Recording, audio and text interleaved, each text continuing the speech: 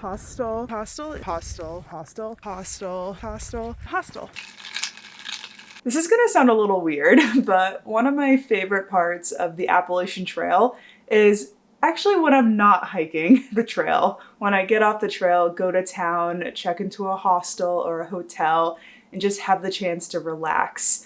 And that was kind of a common theme of my through hikes. So if you're new, I hiked 274 miles of the AT in 2020. I did a complete through hike in 2021, and I hiked 95% of the trail in 2023. So I have a lot of AT miles under my belt and a lot of hostel experiences. So that's what this video is going to be about. It's going to be all about hostels, how they work, what are they, what can you expect at hostels, my favorite ones, my least favorite ones. I just want to answer all the common questions that people may have around this subject, especially for those who are planning a through hike of the Appalachian Trail. I feel like this could be helpful because going into my first through hike, this was a topic that I just didn't know that much about and was excited to experience for myself. There are so many hostels along the Appalachian Trail, and they usually do a really good job at catering to the specific needs of the hiker when they get off trail. So that can include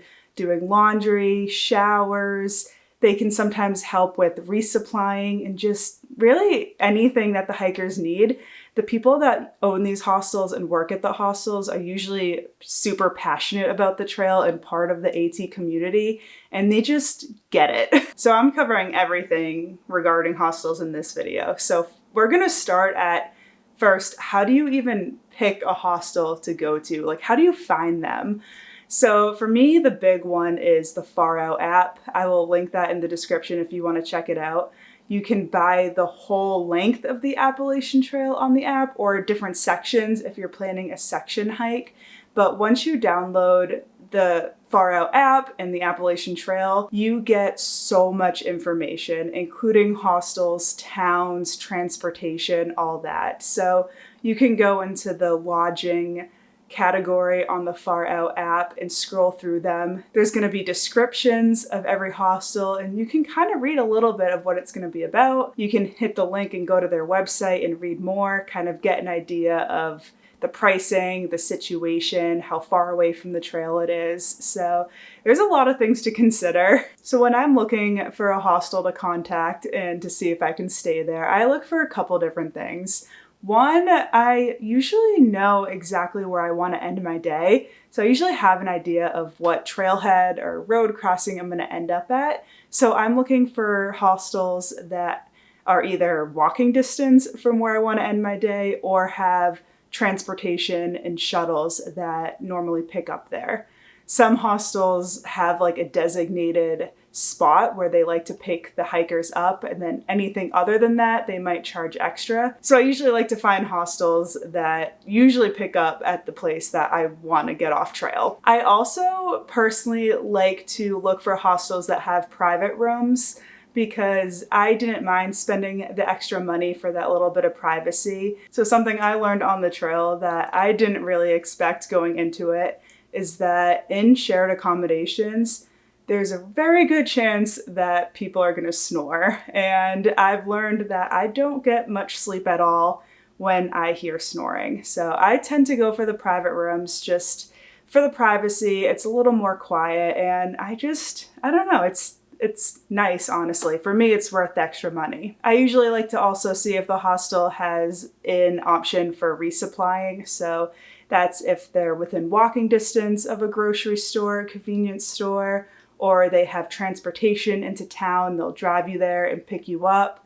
Or sometimes the hostel will have their own resupply right at the hostel. So they'll have an assortment of snacks and meals that you can buy there. I usually only like to carry a couple days of food at a time. So every time I go to town or go to a hostel, I'm usually ready to buy more food. So I like to see if hostels have that as an option. And I also really like to pick hostels based on word of mouth. So if I hear other hikers on trail talking about going to a specific hostel, if I've seen really good reviews on Far Out, because you can check the comments and see what kind of experience other hikers have had there, Those are also things that I really consider when picking a hostel. So now that I'm on trail, I found a hostel that I want to stay at. What does the reservation process look like? Some people have asked me if you have to call ahead and make a reservation. How far in advance do you have to make it? Can you just walk in and show up and expect a bed? So for me personally, I like to text the hostel if they allow that. You'll find in the Far Out app their preferred method of communication sometimes. If it says that you can text them, I like to do that. That way, if I don't have that much service in the mountains, I'm not worried about my call dropping or like not being able to hear each other. And that way I can just text them exactly what I'm looking for and they can get back to me when they can. So I sometimes do this day of, sometimes the day before if I have a clear idea of my mileage and what time I think I'm gonna get to that hostel. There are some hostels that I think allow walk-ins. There are some hostels that are only walk-ins and it's first come, first serve.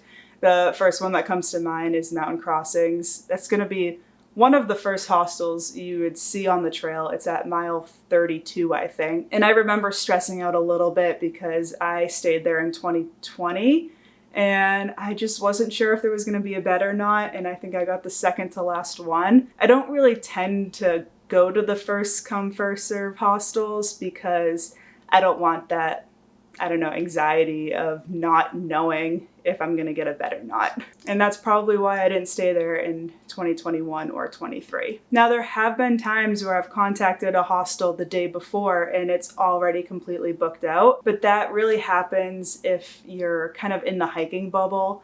So that happened to me a few times when I started the trail on March 9th, but when I started the trail on February 22nd, I really didn't have any issues of hostels being completely booked. And I feel like the hostels more in the beginning of the trail tend to book up faster because I think there's going to be more hikers concentrated in those areas at any given time. I think once you get further and further into the trail, the hikers kind of spread out a little more. Some hikers get off trail. And yeah, it got a little easier to book. But really, as soon as I figured out where I wanted to stay and what day I would be there, I would try to contact them as soon as I knew that my plans were final. And it also depends on the size of the hostel too, because Chica and Sunsets only has 4 beds. And I knew I really wanted to stay there, so I'm pretty sure I let them know like a week in advance. If a hostel is sold out, you can ask if they have any tenting space. This happened to me at the Notch Hostel. It was completely sold out, but they have a really nice like grassy yard, and I was able to pitch my tent and sleep outside, but still use all the amenities that the hostel has. And it's probably a lot cheaper. I'm pretty sure I only paid like $15 and I was still able to do laundry, take a shower, and hang out in the common areas inside. Some people ask me about cancellation policies with hostels, and it's really common for hikers to change their plans. Maybe you wake up and you think you're gonna have an awesome day and hike 25 miles, but maybe you're hiking really slow that day and you hike 15 miles and you decide that you're done, you want to set up your tent and just sleep outside. And that happens. I found that some hostels take your payment at the time of booking. So they'll either ask for a credit card over the phone or they'll ask you to go on their website and book the hostel online. And these hostels might be a little more strict with the cancellation policy, and some hostels are a little more flexible. You can always ask at the time of booking if you can't make it to the hostel in time, what's going to happen? Can you stay there the next night? Are they going to charge you full price, half price? Is it no big deal? I've had to cancel a couple times. One hostel charged me full price. One hostel didn't care. And they were actually kind of happy I couldn't make it because I was going to get there super late anyways. So a common question I hear is, how do you physically get to the hostel? And so there's actually a lot of hostels that are within walking distance from the trail, which makes it really convenient because you don't have to organize any sort of ride to get there. I'd usually let the hostel know ahead of time what time they can really expect me to just walk up. That way I know that they're there and it's a good time for them and they're open and so on. If the hostel isn't within walking distance, they usually have a certain way of doing things. Some hostels run on a specific schedule, so they'll only pick hikers up from trail at certain times. Some hostels, if they're pretty close, like within a mile or two, they're a little more flexible and they'll just tell you to call when you get to the parking lot and they can be there within a couple minutes. Some hostels want you to call when you're an hour away from the parking lot, and they'll usually know where the good phone service is. So sometimes they'll say, call us from the top of this mountain and let us know when you're there. That way they can kind of gauge what time they think you'll get to the trailhead. They'll usually know if the trailhead itself has cell phone service. That way you can just call when you're there. I always had my Garmin InReach 2 as a backup, so I can still send texts if I didn't have service and kind of let them know where I am and what time I needed the ride. The only hostel in my experience that I can remember that didn't provide transportation back to the trail was the Yellow Deli in Vermont. But looking back on it, that makes perfect sense because the Yellow Deli wants you to stay and kind of join them. And also keep in mind that sometimes they only do shuttles between certain hours. Like check-in for the hostel might not be until like 2 p.m. So they only do shuttles after 2.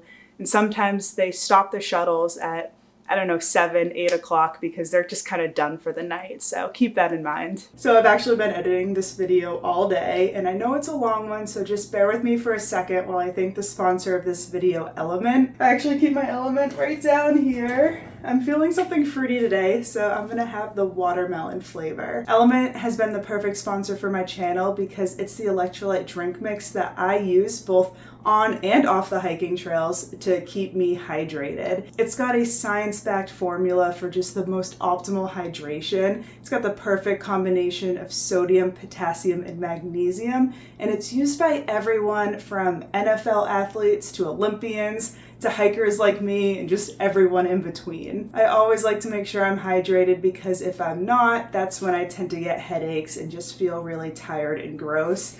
Element helps with that. Plus, there's no sugar in this. If you want to try Element or reorder it, you can head to drinkelement.com/Nahamsha. That way, with that link, you can get a free sample pack with 8 different flavors to try. Again, that's drinklmnt.com/Nahamsha. And now let's go back to talking about hostels. Next, I'm going to talk about the cost of hostels and what you can expect to pay at them. Now, when I was on the trail, I wasn't really paying much attention to this because I was basically just going to pay whatever I needed to get off the trail and into a real bed.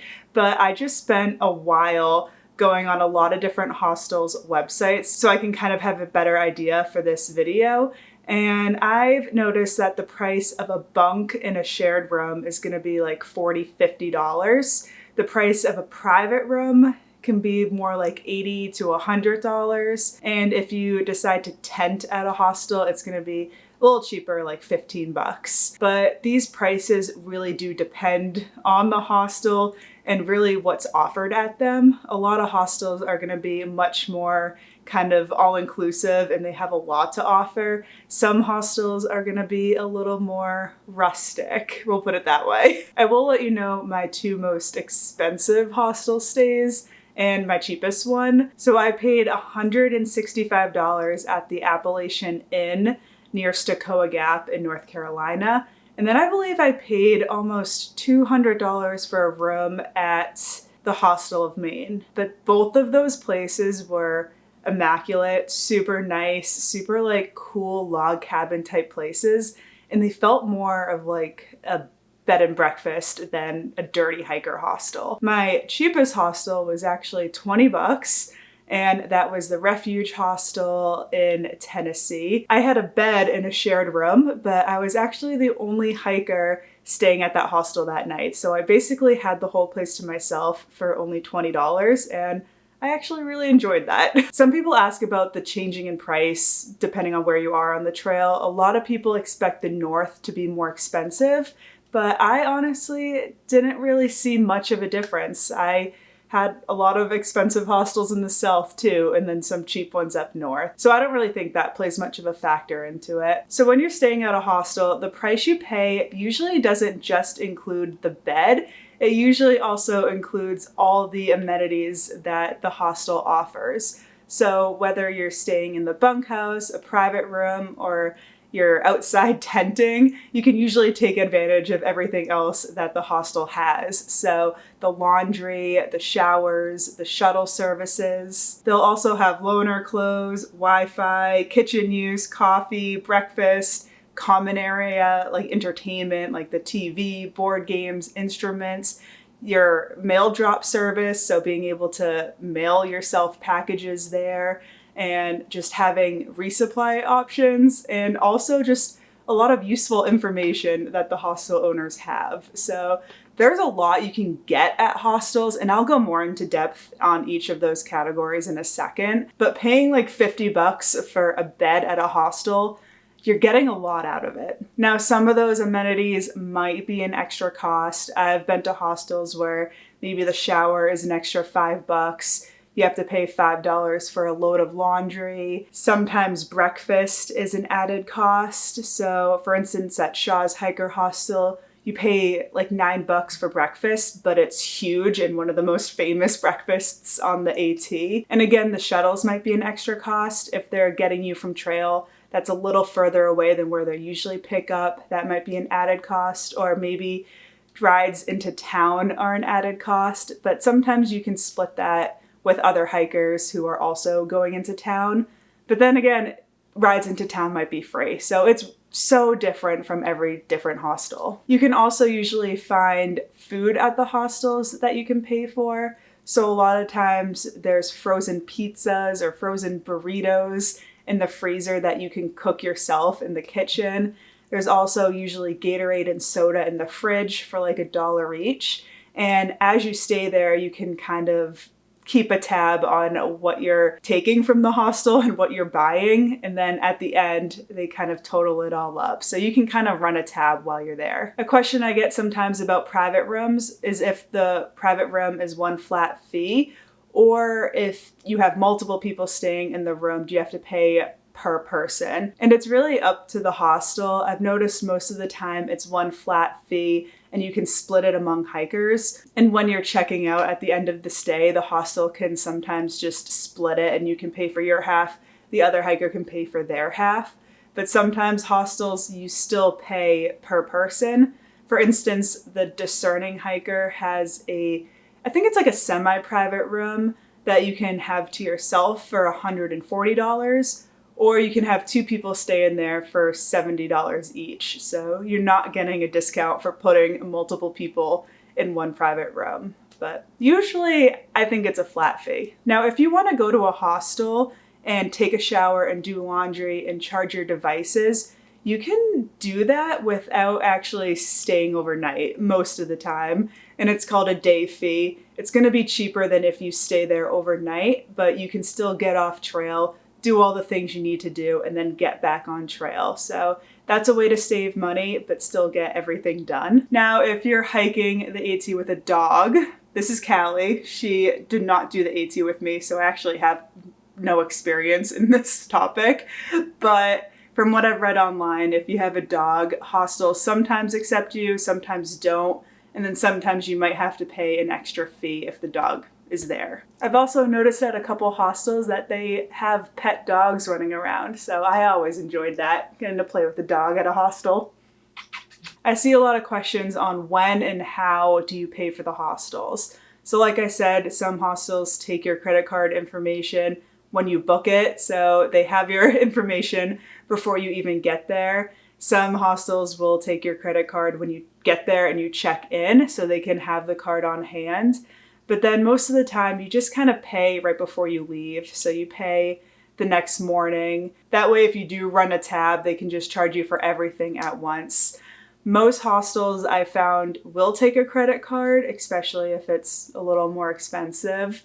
Some hostels are cash or Venmo only, and they don't do credit card sales. I know that's the case at Chica and Sunsets, but I think I just Venmo'd them, and it's easy. My preferred method was always my credit card, and I would use that if the hostel accepted it.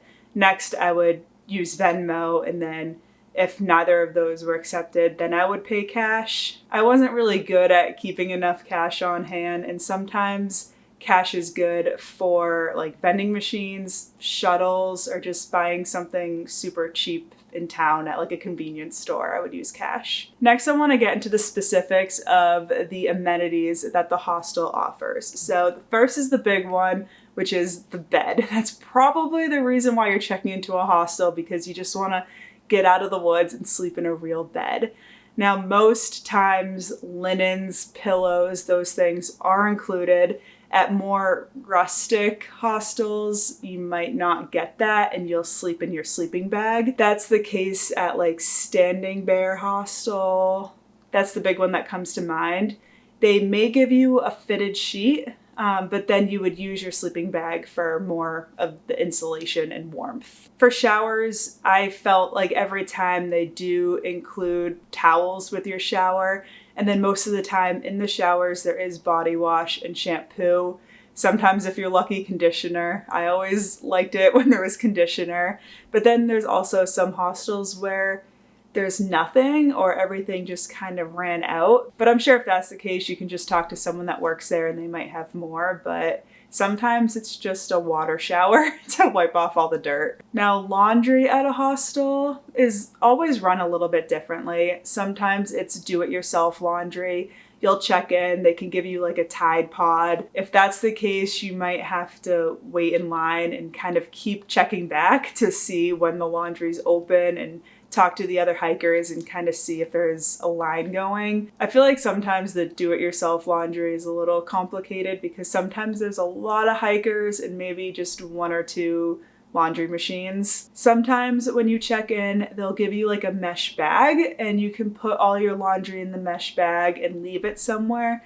And then they kind of do group laundry where they just take all the mesh bags, put them all in the wash at the same time, and then put them all in the dryer, and then you just get your mesh bag back when it's done, and they kind of take care of the washing and drying. And then sometimes there's just group laundry when there's just one big hamper and you throw all your dirty clothes in there. They'll just do the load, and then the hamper appears a couple hours later with all the clean laundry in it, and you kind of have to separate it out and find all your clothes. Also keep in mind that laundry might only be during certain hours. And sometimes if it's group laundry, they need all your clothes by a certain time. So I wouldn't miss that if I were you. I missed that once and I had to wait till the next morning to do my laundry. And then that just delayed me to get back on trail and kind of set me back. Hostels usually have a selection of loaner clothes that you can wear while you're doing laundry, so you can just wash everything. This is a huge perk of hostels over hotels, because if you stay at a hotel, sometimes you just gotta wear like your rain suit while you do laundry, and that's not often as comfortable. Hostels usually have Wi-Fi unless they specifically say otherwise. They'll usually give you a password and you can log on. Some hostels have super fast and reliable Wi-Fi. Other times it can be really slow, especially if there's a lot of hikers there and they're all on the internet or streaming movies or uploading YouTube videos. It can be a little bit of a problem. Now, most hostels will have a kitchen that is kind of fair game for hikers to use. Like I said, there's probably frozen meals in the freezer that you can just prepare real quick in the oven or the microwave. If you go into town, you could probably buy all the ingredients you need to come back to the hostel and cook a meal yourself. So if you like to cook or you're hiking with someone that likes to cook, that could be pretty cool. Sometimes the hostel will give you a list of places that deliver. There's a couple hostels that actually have a pickup place of the day. So this was the case at Above the Clouds Hostel. They'll be like, oh, we're ordering from this restaurant at this time. So if you get your orders in, we'll go pick it up and bring all the food back. And I think they actually just like took our credit cards and they paid for all the meals for us and then brought the food back, which was super convenient. Now, if you have anything that needs to be refrigerated, like leftovers, or if you go and get food in town that needs to be refrigerated, you could usually just put it in the fridge in the kitchen. But most hostels will want you to label your food with your name and the date. That way, if you leave and you forget to throw everything away or forget to take it with you, they know who it belongs to and if it's spoiled. But if you leave and you still have stuff in the fridge, most of the time you can just write free on it and the next hiker that comes and stays at the hostel can get some free food out of it so it doesn't have to go to waste. A lot of hostels will have a coffee maker, which is kind of help yourself. Sometimes they'll charge $1 for a cup of coffee.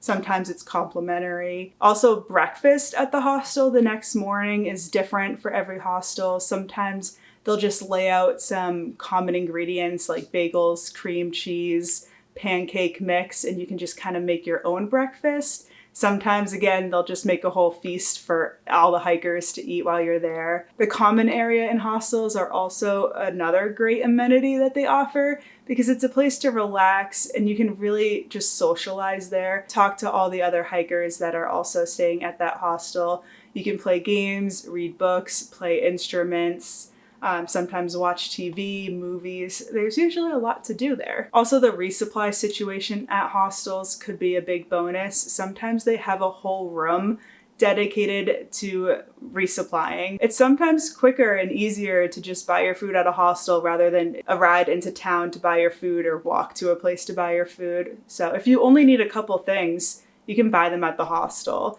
Also, if you're sending yourself food, a lot of hostels will accept mail drops, which is usually free if you're staying there. If you're not staying there, they might charge you $1 or $5 to come and pick up a package. Usually you would send yourself a flat rate box from USPS. The hostel probably has specific directions if you want to send them mail. Now, I have a couple things regarding etiquette at hostels that you might want to follow if you want to be a good representation of the hiker community and you want to treat the hostel with respect. So when you get there, they'll usually give you a tour and tell you their specific rules for the hostel, which I strongly urge you follow. There also might be signs everywhere kind of telling you what you can and can't do. So sometimes there's rules in the kitchen, like clean up after yourself. You're definitely going to want to do that. Wash your own dishes, clean up your own mess. Sometimes there are things that are off limits to hikers and are for staff only. So pay attention to that. Pay attention to the quiet hours of a hostel. So sometimes you can't make any noise after 10 p.m. So I wouldn't watch TV, wouldn't listen to anything out loud on my phone, definitely wouldn't play an instrument, make phone calls, have loud conversations. You really want to respect everyone that's trying to get a good night's sleep there. There might be also rules regarding your gear and where you can bring your gear. So usually you'll want to leave your shoes and your trekking poles outside on a porch, or they might have a designated spot for it. Sometimes there's certain gear that they don't want you to take into the bunk room, like food, because that could get a little messy. Also, a lot of hostels basically just run off the honor system. So tell them exactly what you bought. Don't drink 6 sodas and tell them you drank 2. Just keep it honest. Also be aware there might be strict check-in and check-out times. So the next morning, they might want everyone out of the hostel at a specific time. They might drive everyone back to trail at the same time, unless you're taking a 0 day and you're staying there for multiple days, which is definitely an option. Oh, it's getting so dark. I'll wrap this up. I think that's everything I wanted to cover about hostels. Real quick, I'll go over a couple of my favorite hostels. One at Chica and Sunsets in Franklin, North Carolina.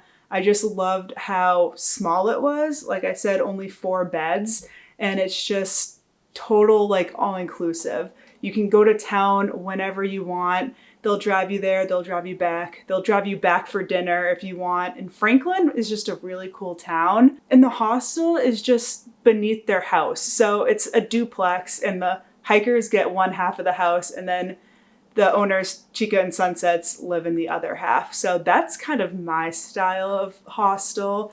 And then a hostel that really surprised me last year and was super nice was Hostel of Maine.